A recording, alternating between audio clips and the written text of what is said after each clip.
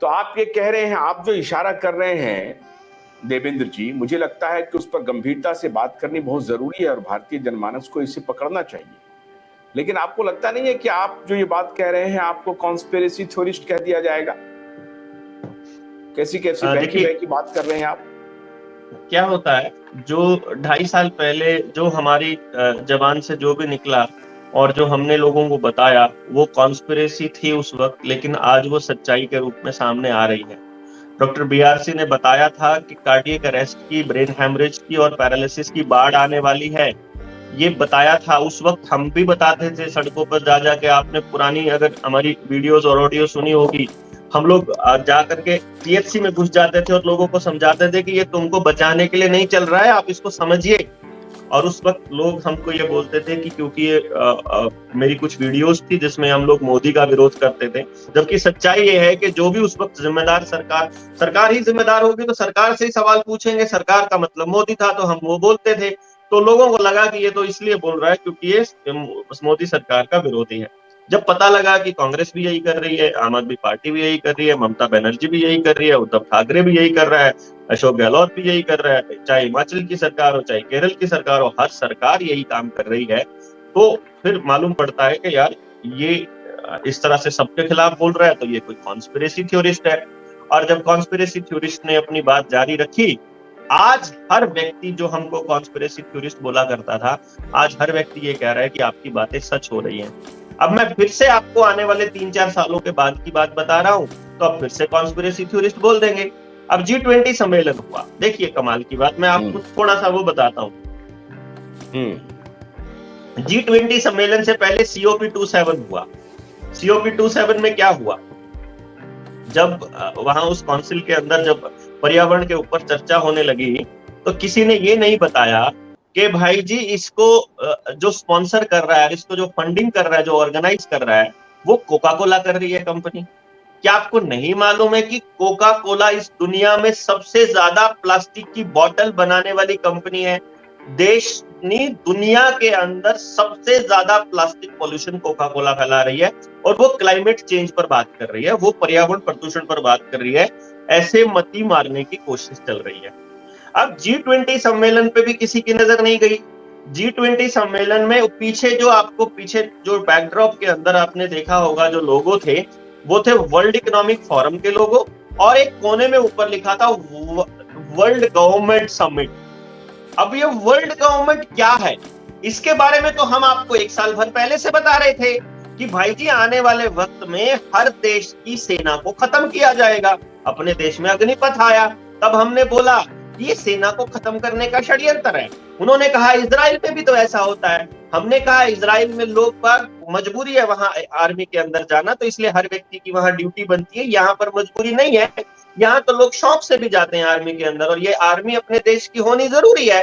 क्योंकि आपको ध्यान होगा, जिस वक्त अंग्रेज भारत में आए थे पहली बार, 1 लाख लोगों की आर्मी उनके पास थी, और भारत के पास किसी राजा के पास अपनी स्थायी सेना जो उतनी बड़ी नहीं थी, तो सारे के सारे जो मतलब राजा थे वो अपना अपना राज हारते चले गए, जिन से वो लड़ते चले गए।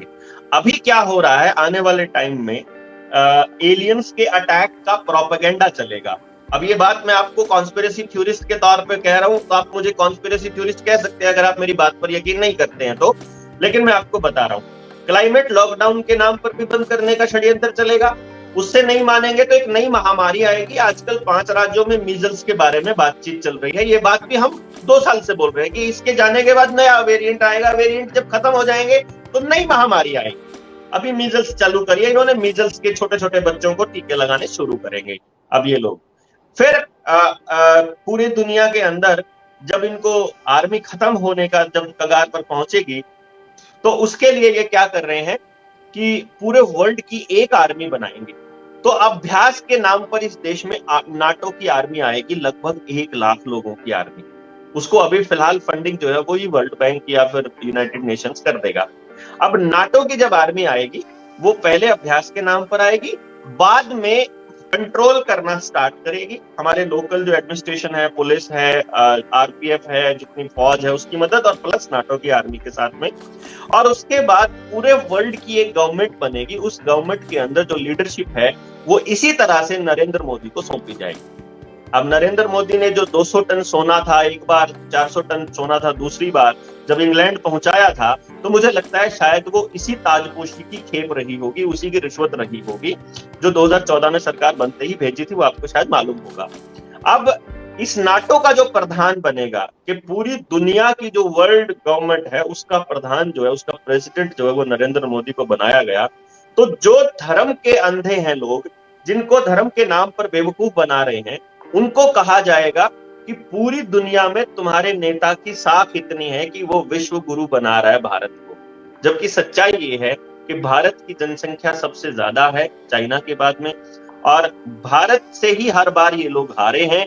इसीलिए भारत के ही लोगों को काबू करने का इसके अलावा और कोई दूसरा रास्ता इनको नजर में नहीं आ रहा है।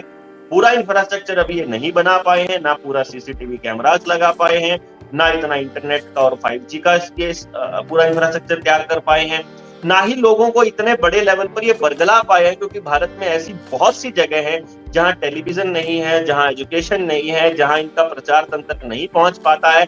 और क्योंकि अलग अलग राज्यों में अलग अलग सरकारों के प्रभाव में ये लोग रहते हैं, तो हो सकता है जो केंद्र की सरकार प्रमोट कर रही है वो वहां तक नहीं पहुंचता और वो उस लेवल पर उसको सीरियसली नहीं लेते हो। इसीलिए पूरे भारत में एक एजेंडा चलाने के लिए जरूरी है कि पूरे देश को एक रंग में रंगा जाए। फिर एक देश एक टैक्स, एक देश एक वर्दी। आपने देखा होगा आर्मी की, पुलिस की वर्दी एक हो जानी चाहिए, ऐसा भी सजेशन दिया है। CISF जो है वो प्राइवेट लोगों को तैयार करे, ऐसा भी सजेशन दिया है। आर्मी के 4 साल के बाद में जब बाहर आएंगे तो अब जो प्राइवेट लोग हैं वो अपनी आर्मी बना पाएंगे, ऐसा भी कानून आया है। एविएशन के नाम पर जो ड्रोन्स के उड़ने की जो कंडीशंस हैं वो भी बदली जा रही हैं, और जो व्यापार करने को भी इस तरीके से टफ किया जा रहा है कि जो आम इंसान है उसका व्यापार करना मुश्किल हो जाए, और जो केवल बड़ी बड़ी कंपनियां हैं केवल वो ही कर पाए जो इनको इलेक्टोरल बॉन्ड्स के जरिए पैसा देती हैं। और इलेक्शन कमीशन ने अभी तक ऐसा कोई निर्णय नहीं लिया था, पिछले वाले इलेक्शन कमीशन ने, कि जो इलेक्टोरल बॉन्ड्स को आप लोग पारदर्शिता की उसमें क्यों नहीं लेकर आते हैं। आपको अपने देश के एक एक नागरिक की एक एक जानकारी तो तुमको तो चाहिए, लेकिन तुम अपनी जानकारी क्यों नहीं देते हो।